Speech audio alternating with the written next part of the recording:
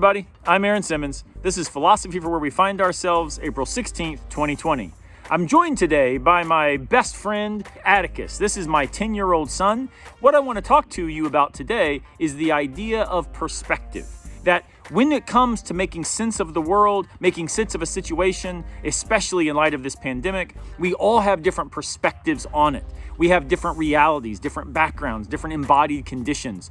Rather than assuming there is one overriding perspective that is the right way to see things, it's probably helpful for us to begin to recognize that when we seek out other perspectives, that when we begin to be empathetic to the fact that my way of making sense of the world is not the only option, we become more aware of the fact that situations are complicated by embodied realities, that our context and our histories matter.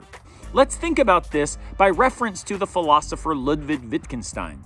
Now, Wittgenstein is a philosopher who writes on a variety of topics, but one of the things that he does is helps us think about the way that we see the world in relation to a certain set of default assumptions. So he uses a famous picture. My son, in fact, has a copy of it here.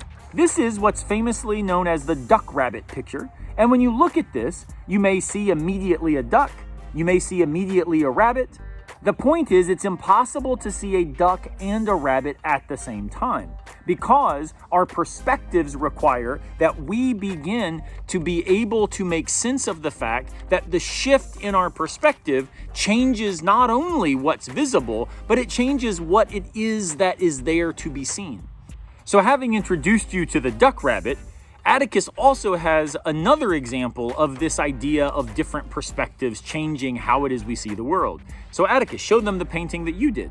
What is it you see here? Atticus, what do most people see? A hat. But what is it that you drew? I drew a snake that ate an elephant. So is this a hat or is it a snake that has swallowed an elephant?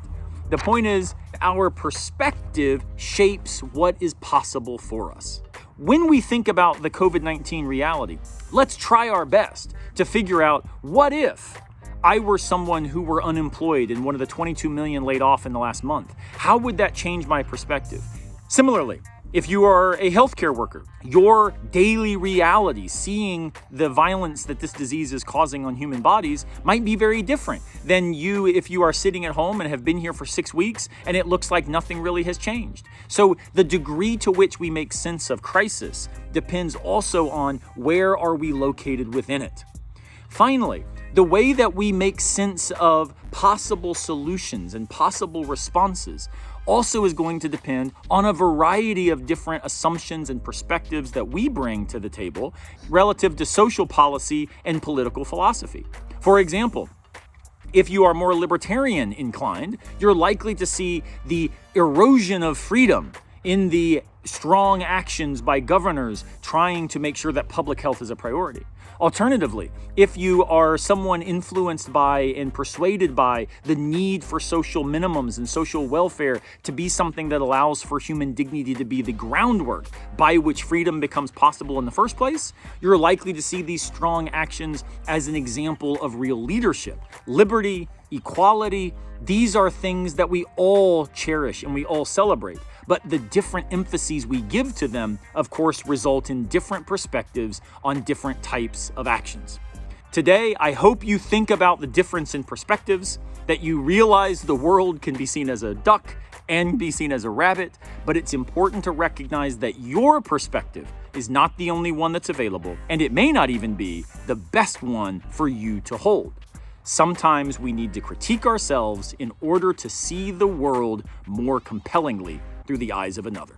Thank you, Atticus, for being here. Thank you all for watching, and I'll see you tomorrow unless a piano falls on our heads.